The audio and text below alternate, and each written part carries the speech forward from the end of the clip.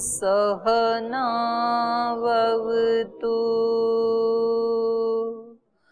सहनौ भुनक्तु सह वीर्यं करवावहै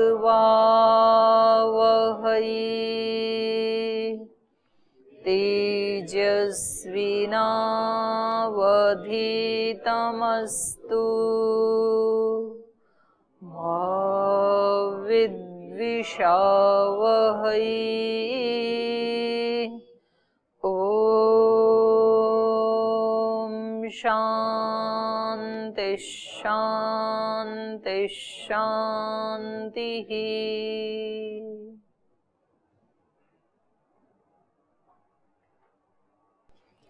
तो कल पढ़ रहे थे हम अणोरणीयान महतो महीयान आत्मा गुहायाम निहितोस्य जंतोः तम अक्रतुम पश्यति वीत शोको। धातु प्रसादात, उसी की कृपा से, धातु प्रसादात महिमानम ईशम, उसकी कृपा से ही कोई वीत शोक होकर के उस अक्रतु को देख सकता है। तो कल बात ये चल रही थी कि उसकी कृपा से तो वो किसके ऊपर कृपा करता है, ऐसे ही जिसकी इच्छा है उसी के ऊपर कृपा कर देता है। कि आप पूछ रहे थे ना कल कि कृपा तो किसी पे भी कर देगा, तो फिर तो ये तो बड़ा अव्यवस्थित काम हो गया ईश्वर का, जिसको चाहे उस पे कृपा कर दे। तो कभी कभी तो अयोग्य पे भी कर देगा, कभी कभी वो ना करे तो योग्य व्यक्ति भी वंचित रह जाएगा। तो पुरुषार्थ का तो फिर कोई वो नहीं रहा रोल इसमें, तो ये तो न्याय नहीं हुआ ना फिर। तो ईश्वर ऐसे ही कृपा कर देता है कि ज्ञान पूर्वक करता है, क्योंकि वो तो सबसे उत्कृष्ट ज्ञानी है। तो वो ऐसा काम कैसे कर सकता है कि ऐसे ही बिना देखे। श्री अरविंद की एक जो पुस्तक है ना, उसमें वो है भागवत मुहूर्त पथ का विधान, उसमें अंत में लाइन है पथ के विधान में। तो वहां उन्होंने कहा है, क्या आध्यात्मिकता कोई खिलौना है जो ऐसे बिना सोचे समझे किसी भी बच्चे को दे दिया जाए, या कोई ऐसा मुकुट है जो किसी राजा के सिर पे ऐसे रख दिया जाए बिना सोचे समझे। ये आध्यात्मिकता कोई ऐसे थोड़ी है कि भगवान किसी को भी दे दे, या मोक्ष या मुक्ति या भगवान की कृपा ऐसे थोड़ी है कि जिसको भी चाहे दे दे। वो ऐसे नहीं देता है, और खिलौना भी ऐसे नहीं देते हैं कोई। और चलो वो फिर भी दे दें, भाई जिसका बच्चा, चलो बच्चा रो रहा है इसको दे देते हैं, ऐसे भगवान नहीं देता है। तो कृपा किसको मिलती है? कृपा पात्र को मिलती, पात्र बनना पड़ता है। दया किसको मिलती है? दया पात्र को मिलती है। कृपा कृपा पात्र को मिलती है। तो सारी चीजें किसको मिलती हैं? जो उसका पात्र होता है। तो ईश्वर की कृपा का पात्र बनने के लिए अलग योग्यताएं चाहिए होती हैं। माता पिता की कृपा का पात्र बनने के लिए, गुरुजनों की कृपा का पात्र बनने के लिए अलग अलग योग्यताएं होती हैं। यद्यपि सबके ऊपर ही एक सामान्य कृपा तो होती ही है, लेकिन विशेष कृपा किस पे होती है? जो उस विशेष कृपा का पात्र बन जाता है। तो ये तो सब जगह देखा ही जाता है लोक में। माता पिता की सभी बच्चों के प्रति एक कृपा होती है, लेकिन कभी किसी एक बच्चे के प्रति विशेष हो जाती है, क्योंकि उसने अपने आप को उस विशेष कृपा का पात्र बनाया है। गुरुजनों की सब विद्यार्थियों के ऊपर कृपा होती ही है, लेकिन कभी कुछ एक दो विद्यार्थियों के प्रति विशेष कृपा हो जाती है, क्योंकि उन विद्यार्थियों ने अपने आप को उस विशेष कृपा का पात्र बनाया है। तो इसलिए कभी भाई बहनों में भी इस तरह का ना वो आ जाता है विचार कि आप तो बस ये छोटे वाले को ज्यादा चाहते हो, मेरे को तो ऐसे बिहेव करते हो जैसे कहीं से उठा के लाई थे। और इसमें कक्षा में भी होता है कि आप तो बस उस विद्यार्थी को सर पे चढ़ा के रखते हो, मेरे को हमेशा डांटते रहते हो जैसे कि सारे अपराध मैं ही करता हूँ। ऐसे ब्लेम करते हैं हम। ऐसे ईश्वर पे भी आरोप लगाते हैं हम कि ईश्वर भी मतलब ऐसा अन्यायी है कि जो सब उल्टे पाल्टे काम करते हैं उनको तो देता ही रहता है, और जो बेचारा इतनी सच्चाई ईमानदारी से रोज उसकी भक्ति करता है, रोज मंदिर में जाता है, उसके जीवन में दुख ला देता है। तो जिसको ब्लेम करना है वो तो सबको करता है, माता पिता को भी करता है, गुरुजनों को भी करता है, भगवान को भी करता है। लेकिन अपनी जगह पे वो सब ठीक ही होते हैं, माता पिता भी ठीक होते हैं, गुरुजन भी ठीक होते हैं, और बाई चांस इनमें तो फिर भी अज्ञान का कोई लेश होता है, हो सकता है वो कहीं गलत हो भी जाए, लेकिन ईश्वर तो पूर्ण ज्ञानी है, उससे तो कोई भूल हो ही नहीं सकती है। इसलिए ईश्वर के ऊपर ये ब्लेम करने की जरूरत नहीं है कि आप पता नहीं कब किसको राजा से रंक बना देते हो, कब किसी रंक को राजा बना देते हो। बड़ी विचित्र महिमा है आपकी, कोई विचित्र महिमा नहीं है, वो बिल्कुल न्यायोचित होता है, जो वो करता है ना वो बिल्कुल ठीक ठीक करता है। ओम दीदी जी, फिर ऐसे क्यों कहा जाता है कि ईश्वर की कृपा से ही होगा करके? हम तो वो पात्रता, कृपा के लिए वो पात्रता पैदा करता है कोई साधक, तभी उनको भगवान कृपा करता है। कुछ सामान्य कृपाएं तो ईश्वर सब आत्माओं पे ही करता है। जैसे हमें ये मनुष्य शरीर किस उससे मिला, किस कारण से मिला, और वो पाप पुण्य आपने कैसे किए? शरीर को पाके किए। तो पहले शरीर हो तब तो पाप पुण्य करें आप।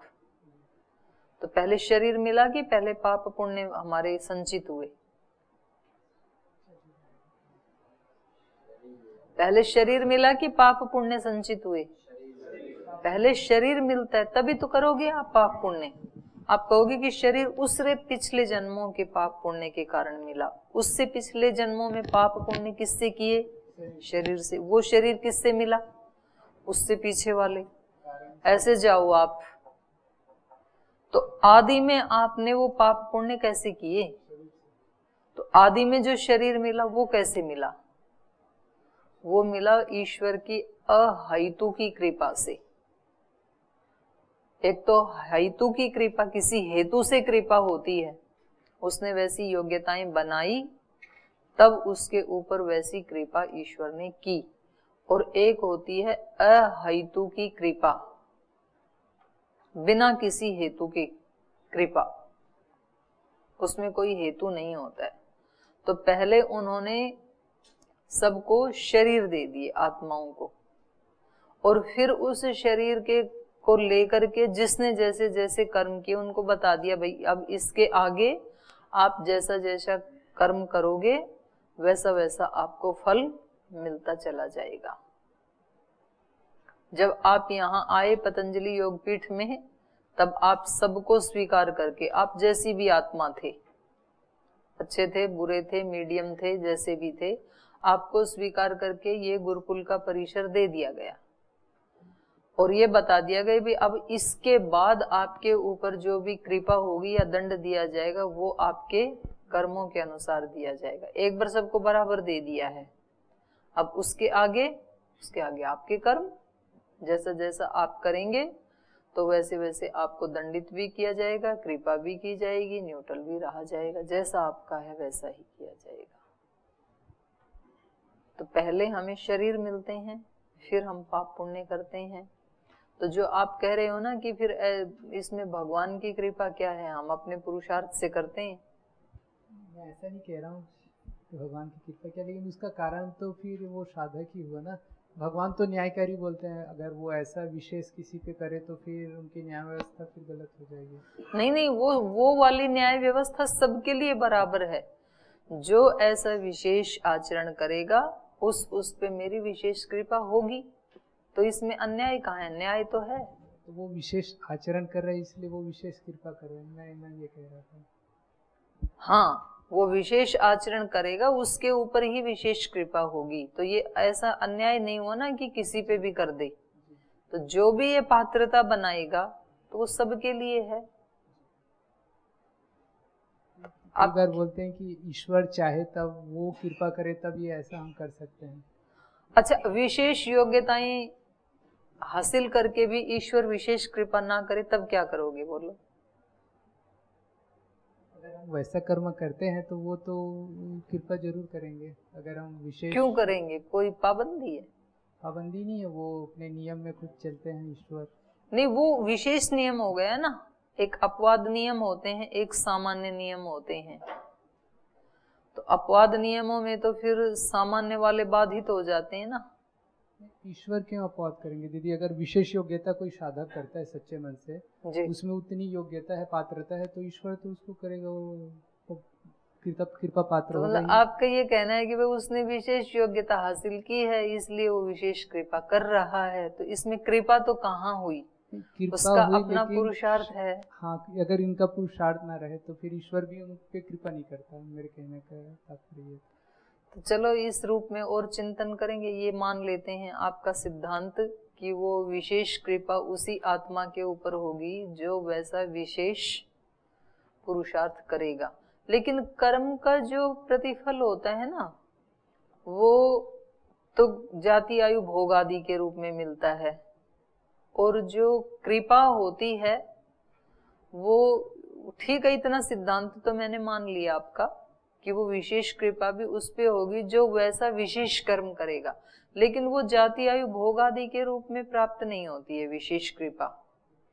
तो आप पुरुषार्थ करके अपने आप को वैसा बना के वैसे जाति आयु भोग तो अर्जित कर सकते हैं अपने पुरुषार्थ से, लेकिन कृपा जो है वो तो फिर उसी का ही माना जाएगा। ये तो जैसे मानो, मैं आपको एक उदाहरण देती हूँ। आप यहाँ कक्षा में बैठे हैं और आप में से कोई 2 स्टूडेंट्स ने झगड़ा किया यहाँ पर, और फिर आपको ले जाया जाता है स्वामी जी के पास। ठीक है कि इन्होंने झगड़ा किया है क्लास में मेरे बैठे बैठे, अब आप ही इनका न्याय करो। तो स्वामी जी कहते हैं कि आप दोनों ना मुर्गा बन जाओ, कान पकड़ लो। ठीक है, दोनों को बराबर दंड दे दिया और 1 घंटा ऐसे ही रहना आप। तो दोनों ऐसे ही मुर्गा बन के रहे। फिर 1 घंटे के बाद एक कहता ठीक है मैंने अपना अपराध किया तो दंड भुगत लिया, ठीक है नमस्ते, वो अपने चल देता है उठ करके वहां से। और दूसरा कहता है कि स्वामी जी मेरे को क्षमा करना, गलती से मेरे से हो गया था ये, आगे मैं ध्यान रखूंगा। इसने सॉरी फील की, तो दंड तो इसने भी भुगता उसने भी भुगता, क्योंकि दोनों ने झगड़ा किया था। लेकिन अब स्वामी जी कहते हैं कि ठीक है कोई नहीं, आप हमारे अच्छे बच्चे हो, आप पे हमारा आशीर्वाद है, आगे से ध्यान रखना। ये जो सद्भावना उन्होंने दी ये है कृपा। तो वो दूसरे को नहीं मिलेगी। मतलब पुरुषार्थ दोनों ने एक ही किया था, फल भी दोनों को एक ही मिल गया, पर ये वाली जो कृपा है ये फिर ये आपकी अतिरिक्त पात्रता है। जो आपने सॉरी फील किया ना, और जो भी सॉरी फील करेगा उसको ये मिलेगी ये कृपा। तो ये जो आध्यात्मिक वाली जो कृपा है, जिसको उसको कौन जान सकता है? मान लो किसी व्यक्ति ने अपने दोषों का नाश कर दिया, वीत शोक हो गया, जो वीत शोक हो गया उसको तो फिर ईश्वर मिलना चाहिए। तो एक व्यक्ति कहता है मैंने अपने सारे दोषों का नाश कर दिया, तो अब तो मुझे अपना रूप दिखाओ, क्योंकि आपका यही न्याय है, और अगर आप ऐसा नहीं करते हैं तो फिर हम आपके ऊपर केस करेंगे, आपने ये नियम बनाया था। और एक व्यक्ति कहता है जितना मेरे से बन पड़ा मैंने किया, आगे तो आपकी ही कृपा का पात्र हूं मैं, आपकी ही शरणागति में हूं। तो ये उसकी अतिरिक्त योग्यता हो गई ना। तो जिसकी ऐसी अतिरिक्त योग्यता होगी उसी के ऊपर उसकी कृपा होगी। तो इसलिए मैंने कल कहा था कि केवल मात्र पुरुषार्थ से उसको प्राप्त नहीं किया जा सकता, उसकी कृपा का पात्र बन करके ही, ऐसा ही ये मंत्र भी कह रहा है, धातु प्रसादात, उस धारण करने वाले की कृपा से मिलता है। तो कई बार व्यक्ति पुरुषार्थ तो कर लेता है, लेकिन पुरुषार्थ के बाद साथ साथ अहंकार को भी पालित पोषित कर लेता है। तो फिर वो सारा इतना पुरुषार्थ करके भी वो वाला फल नहीं लाता है। उसमें गीता में पढ़ा था ना, सत्व कैसे बांध देता है। सत्व तो बहुत अच्छा है, लेकिन सत्व से भी व्यक्ति बंध जाता है। कैसे बंध जाता है? अभिमान और आसक्ति, सुख मिलता है सत्व से, सुख में तो आसक्ति हो जाती है, और ज्ञान बढ़ता है सत्व से, ज्ञान का अहंकार हो जाता है, अभिमान हो जाता है व्यक्ति में। उसको लगता है कि मेरे बराबर तो कोई है ही नहीं, मैं ही सब कुछ जानता हूँ, तो उसको अभिमान आ जाता है इस बात का। तो बस फिर वो अभिमान ही पर्याप्त है उसको नीचे गिराने के लिए। जैसे रावण आदि के उदाहरण सुनते हैं ना हम, तो काफी पुरुषार्थी तो था ही, विद्वान तो था ही, लेकिन अहंकार आ गया। ये जो थे अपने जो राज ऋषि, राजा से वो विश्वामित्र, सब राज्य आदि सब छोड़ करके जब वो राजा के पद पे थे, तब वो कभी जंगल में गए और वहां उन्होंने महर्षि वशिष्ठ की ब्रह्म शक्ति को देखा कि उनकी पूरी की पूरी सेना को उन्होंने ब्रह्म भोज करवा दिया, क्योंकि उनके पास क्या थी? कामधेनु थी, कामनाओं को पूरा करने वाली एक गाय थी। तो उन्होंने कहा कि ये कामधेनु आपके पास क्या कर रही है? ये तो राजा के पास होनी चाहिए, हमें 10 जरूरत पड़ती है, आप तो सन्यासी हो, यहाँ बैठे हो, तो ये कामधेनु मेरे पास होनी चाहिए। तो उन्होंने शालीनता से बताया कि भाई कामधेनु प्राप्त करने के लिए तप करना होता है। तो उन्होंने कहा कि ठीक है मैं कर लूंगा तप, क्या तप करना है बताओ आप। तो अब वो क्या बताएं, तो समझदार इज्जत वाला आदमी होता है वो तो कभी अपनी बड़ाई भी नहीं करता है ना, तो वो तो विनम्रता से ही उत्तर देता है। तो उन्होंने कहा कि ठीक है आप जो उचित समझो वो तपस्या कर लो। तो उन्होंने कहा कि ठीक है मैं 1 करोड़ गायत्री का जाप करता हूँ। वो लग गए और उन्होंने किया, बहुत ज्यादा तप किया, वास्तव में बहुत तप किया। फिर वो वहां गए कि अब तो मैं अधिकारी हो गया, अब ये गाय मुझे दे दो। तो उन्होंने कहा भाई ये गाय तो मुझे ही मिली है, इंद्र ने मुझे दी है, तो मैं आपको कैसे दे सकता हूँ, ये गाय तो आपको नहीं दे सकता हूँ। तो उन्होंने कहा कि अब इनको बंदी बना लो और गाय को खोल लो। अपने सैनिकों से कहा, इसको अभी पता लग जाएगा राजा का अपमान क्या होता है। तो वो कितने भी सैनिक उसके पास जाएं तो वो कोई एक, जैसे वो होता है ना चक्र, वहां जाते ही सुरक्षा का घेरा जो होता है, मर्यादा रेखा जो होती है, वहां उसको लांघते ही उनको अग्नि लग जाए तो पूरी की पूरी सेना नष्ट हो गई। तो अब इनको और ज्यादा गुस्सा आ गया, फिर इन्होंने और घनघोर तप शुरू कर दिया कि इसको तो मैं प्राप्त करके ही रहूंगा, चाहे इसके लिए मुझे ब्रह्मा से लड़ जाना पड़े, विष्णु से लड़ जाना पड़े, ये तो मुझे प्राप्त करना ही है। तो तप पूरा कर रहा था, लेकिन साथ साथ क्या बढ़ रहा है? अहंकार भी तो बढ़ रहा है ना, कि मैं अपने इससे अर्जित करूंगा। और फिर उसने बड़ा तप किया, और इधर ये बड़ी शांति से और सौम्यता से अपना जीवन जी रही थी। ब्रह्म ऋषि ये थे, राज ऋषि। तो उनको ये भी दिक्कत थी कि मुझे लोग ब्रह्म ऋषि क्यों नहीं कहते हैं, आपको ही ब्रह्म ऋषि। ये डिग्री होती थी, जैसे आजकल पीएचडी की है, एमए की है, तो उस समय योग्यता से डिग्रियां होती थी। ऋषि, राज ऋषि, ब्रह्म ऋषि, मौनी, ये डिग्रियां ही थी। जिस जिसकी चेतना का जैसा जैसा विकास हो गया उसको वो मिलती थी। तो ब्रह्म ऋषि जो है वो सबसे ऊंची डिग्री है अध्यात्म की, अध्यात्म विद्या की। अध्यात्म विद्या ही पढ़ते थे पहले, और ये अनिवार्य होती थी अध्यात्म विद्या। उपनिषदों में हम पढ़ते हैं ना, तो नारद सनत कुमार का और उससे पहले श्वेत केतु आदि का अनेक प्रसंग हैं। तो जब तक ये अध्यात्म विद्या व्यक्ति नहीं पढ़ लेगा तब तक उसकी सारी विद्याएं अधूरी हैं। पूर्णता तक ज्ञान विद्या की कहाँ होती है? अध्यात्म विद्या में। और अध्यात्म विद्या भी शाब्दिक रूप से नहीं, आचरण में आने पे तब विद्या पूरी होती है, जब वो आचरण में उतर जाए। नहीं तो नारद को तो सारी विद्याएं आती थी, लेकिन उसने क्या कहा कि मैं क्या हूं? शब्दवित हूं, अभी मैं आत्मवित्त नहीं हूं। आत्मवित्त ही शोक को तरता है। तो उसने कहा मेरे को क्यों नहीं ब्रह्म ऋषि कहते हैं सब। तो उसने सोचा भाई जब तक ये बुढ़ा बैठा है ना तब तक तो ये मेरे को ब्रह्म ऋषि बनने नहीं देगा। तो देखी जाएगी, मैं और जब तब करके अपने पाप को धो लूंगा, पर आज मैं इसी को निपटाता हूँ। तो वो फरसा लेकर के चल पड़ा कि आज इसका गला काटना है, मेरे को इसको मारना है। रात में चल पड़ा वो, और पूर्णिमा की रात थी और पूर्ण चंद्र निकला हुआ था, और महर्षि वशिष्ठ अपनी पत्नी अरुंधति और अपने शिष्यों के साथ बैठे हुए धर्म चर्चा अध्यात्म चर्चा कर रहे थे रात में। तो उनके किसी शिष्य ने कहा, गुरुजी देखो कितना सुंदर चंद्र निकला हुआ, पूर्ण चंद्र है, आज इसकी छटा देखो। तो उन्होंने कहा कि हाँ बहुत सुंदर है चंद्र तो, लेकिन एक चंद्र तो ये आसमान में है, एक चंद्र हमारे पास पृथ्वी के ऊपर भी है। तो उन्होंने पूछा कि पृथ्वी पे कौन सा चंद्र है?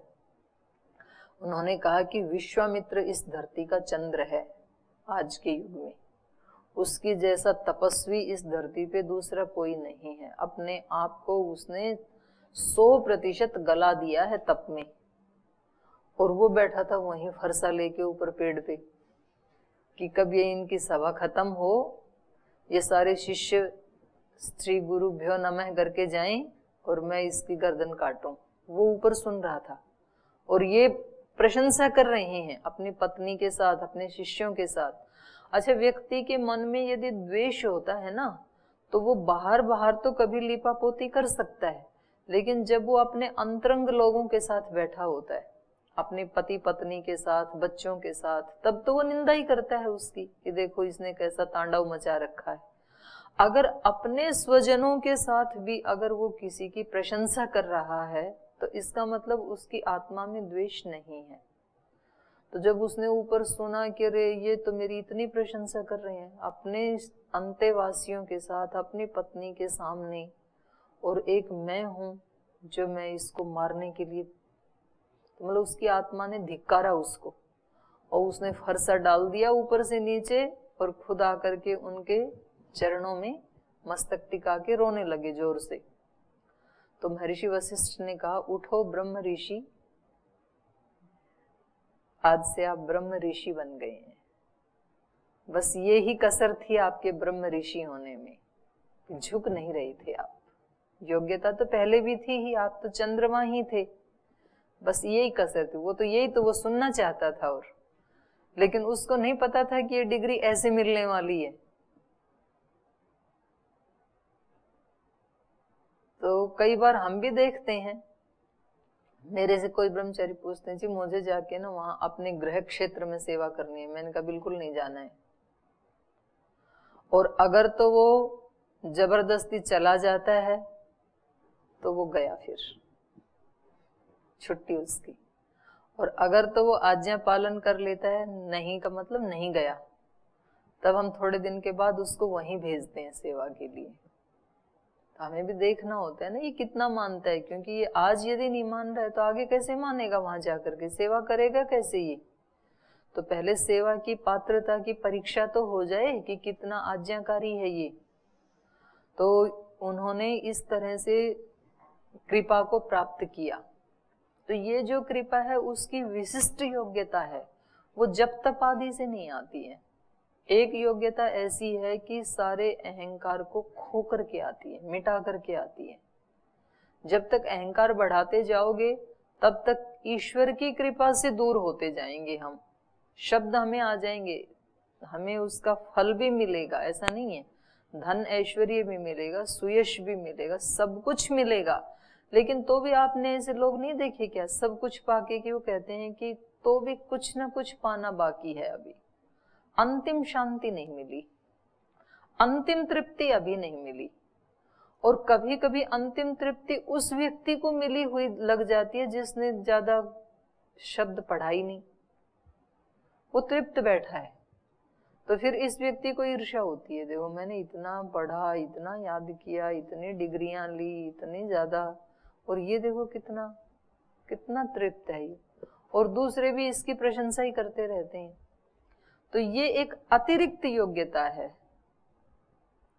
तो इसलिए यहां मंत्र में ऐसे कहा, धातु प्रसादात महिमानम ईशम वीत शोकः पश्यति, तम महिमानम ईशम अक्रतुम धातु प्रसादात वीत शोकः पश्यति। ठीक है, उस ईश को कौन देख सकता है, जिसके ऊपर उसकी कृपा हो जाए। और उसकी कृपा प्राप्त करने के लिए क्या करना है, अपने आप को ही समाप्त करना होता है। मैं जब नहीं रहूंगा तब वो रहेगा। अपने ही अहम को, अभिमान को, उसको ही मिटाना पड़ता है, और वो जो जो भी मिटाएगा उस सबको मिलेगी।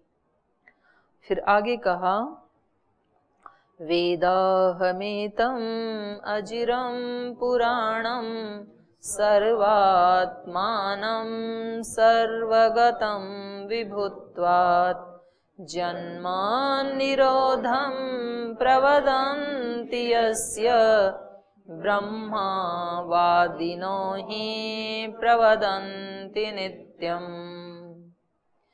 अहम एतम अजरम पुराणम सर्वात्मानं सर्वगतं वेद। विभुत्वात्, विभु होने से जो कैसा है वह यह कैसा है, अजर, जिसको कभी जरा नहीं आती है, बुढ़ापा नहीं आता, क्योंकि शरीर में आते हैं ना बुढ़ापा आदि अवस्थाएं, तो शरीर की हैं, और उसके न पानी पा दो, उसका तो शरीर है नहीं, तो इसलिए वो कैसा है, अजर। पुराणम, सबसे पुराना है वो, क्योंकि उससे पहले कोई था नहीं, उसी ने सृष्टि बनाई, वो सृष्टि के पहले भी था, सृष्टि के इस समय बीच में भी है, और सृष्टि के बाद भी रहेगा, तो वही सबसे पुराना है। सर्वात्मानम, सब आत्माओं का भी वो आत्मा है, क्योंकि सब आत्माओं पे वो कंट्रोल रखता है। आत्मा का काम क्या है, कंट्रोल रखना, नियामक होना, अपनी इंद्रिय आदि पे कंट्रोल रखता है, वो है आत्मा। और जो आत्माओं पे भी कंट्रोल रखता है वो परमात्मा। तो इसलिए वो सर्वात्मानम, सबका आत्मा है वो। सर्वगतम, सब जगह वो व्याप्त है, गया हुआ है, पहुंचा हुआ है। क्यों, कैसे पहुंच गया वो सब जगह, विभुत्वात्, विभु होने से। उसका स्वरूप ही क्या है, विभु है, इसलिए वो सब जगह व्यापक है। तो ऐसे उस ईश्वर को अहम वेद, मैं उसको जानता हूं, ये ऋषि कह रहा है। जन्म निरोधम प्रवदन्ति यस्य, और जिसके जन्म निरोध के बारे में बताते हैं, कौन, ब्रह्मवादिनः। जन्म निरोध माने जिसका जन्म नहीं हुआ, अजन्मा, उस ईश्वर को मैं जानता हूं जो अजन्मा है और अविनाशी है, क्योंकि जो जन्म लेगा वो तो विनाशी होगा, जो जन्म ही नहीं लेगा तो उसका विनाश भी नहीं होगा। जन्म निरोधम प्रवदन्ति यस्य ब्रह्मवादिनो हि प्रवदन्ति नित्यम। ब्रह्मवादी क्या कहते हैं, वो नित्य है, ना उसका जन्म होता है ना उसका नाश होता है।